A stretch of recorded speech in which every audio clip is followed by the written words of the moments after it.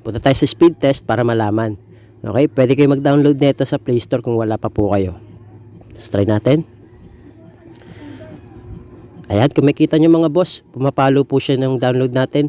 Mapalo siya ng 40 to 50 or 60. Depende pa rin sa area.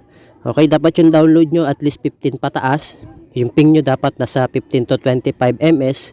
Tapos yung inyong upload dapat nasa 10 pataas po yan. Okay, kasi kapag ganun yung mga speed test ninyo or yung internet speed nyo, kayang-kaya nyo na po mag-play ng 12 hours video na naka 1080p. Okay, so try natin to mga boss. Makita nyo yung download natin at upload, pati yung ping natin mababa lang.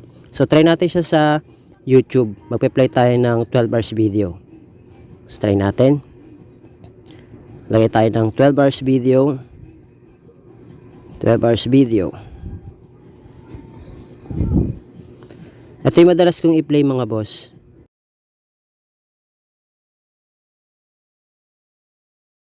Forward natin. Yan, ako makita nyo nagpi-play naman siya mga boss. Set up pala natin yun sa 1080p para makita nyo. Yan.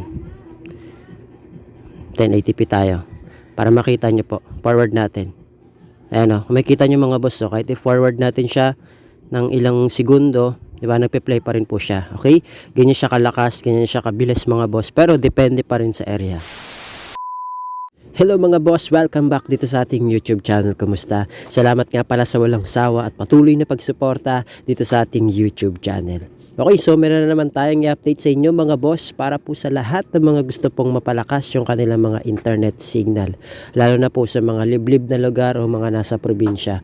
So dapat lang po ay kahit papano ay meron kayo nasasagap na signal. Okay?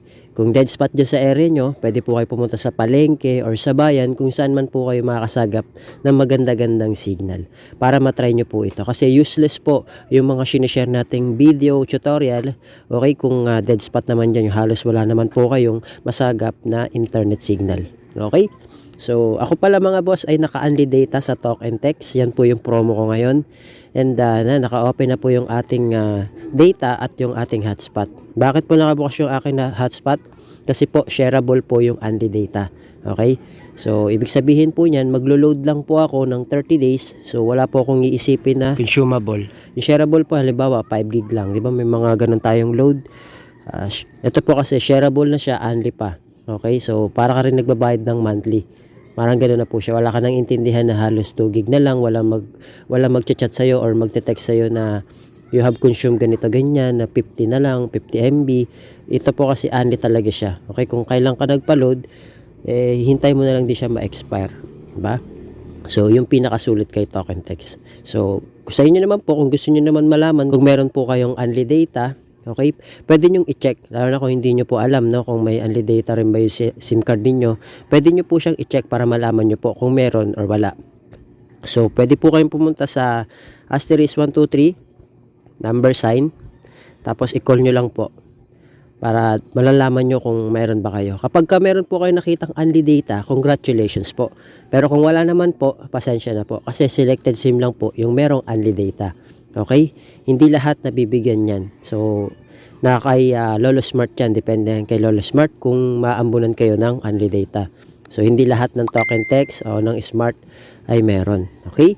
So, ngayon, ayan yung promo natin mga boss. Ngayon, isi-share ko na sa inyo kung ano yung setup natin. Okay? Para mapalakas yung inyong mga internet signal. Kasi may mga iba dyan na talaga naglalag. Okay? Naglalaro lang, nanonood lang ng Facebook, YouTube, or kung ano man yung social media na gamit nyo, medyo loading.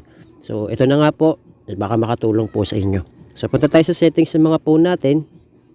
Punta tayo sa connections. Punta tayo sa mobile networks. Click po natin tong access point names or APN.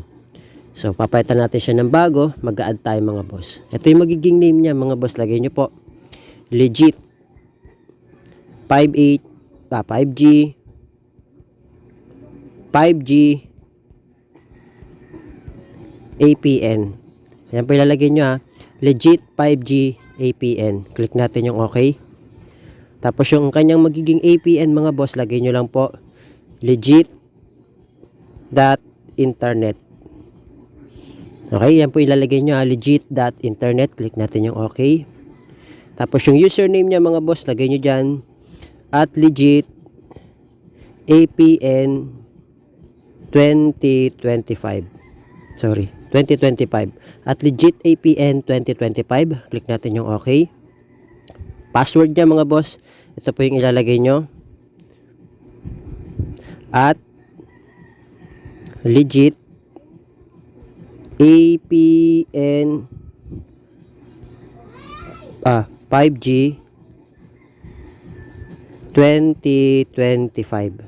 Okay, pa-flash ko na lang dyan sa screen para makita nyo po. Click natin yung okay.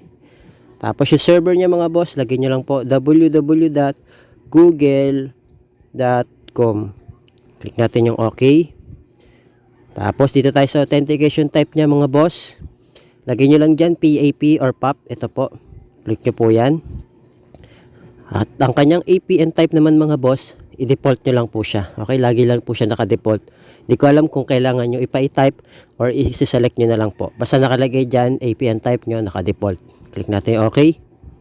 Tapos yung kanyang APN protocol, IPv4, IPv6. Ito po.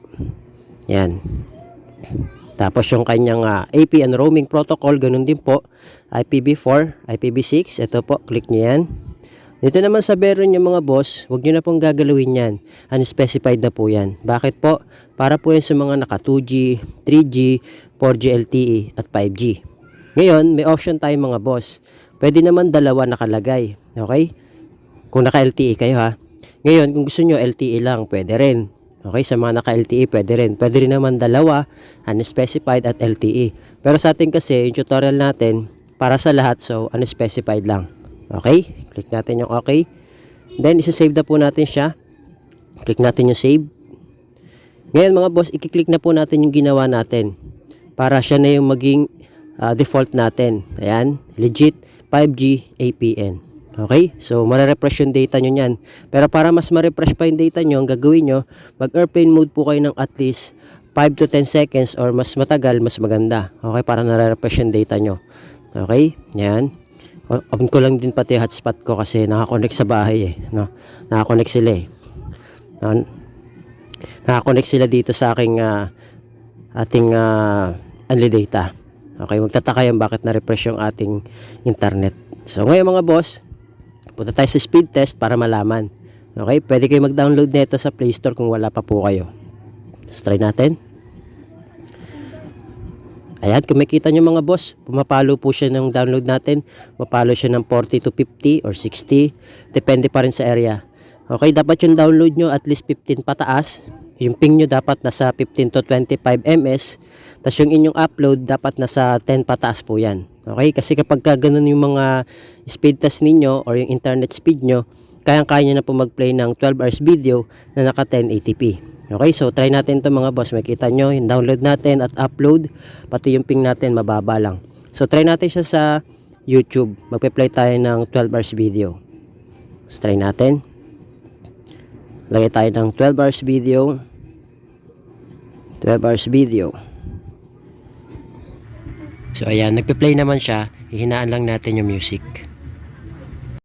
Forward natin. Yan, ako makita nyo nagpe-play naman siya mga boss. So depende pa rin po yan sa area kasi di naman tayo pare-parehas ng signal. Okay? So I hope na gumana po sa inyo tong video tutorial natin mga boss. Yan, kahit i-forward natin yan. Set up pala natin yan sa 1080p para makita nyo. Yan. 1080p tayo. Para makita nyo po. Forward natin. Ayan kung makita nyo mga boss. So kahit i-forward natin siya ng ilang segundo, diba, nagpe-play pa rin po siya. Okay? Ganyan siya kalakas, ganyan siya kabilis mga boss. Pero depende pa rin sa area. Okay? Kaya nakabase tayo sa inyong speed test para malaman natin kung makakatulong sa inyo. Basta refresh nyo lang. Okay? So, yun lang mga boss. Maraming salamat. I hope na gumana po sa inyo tong video tutorial natin. Pwede po kayo mag-comment. Pwede nyo po i-share itong video na to. Okay? So, yun lang mga boss. Maraming salamat. Thank you. God bless. See you on my next video.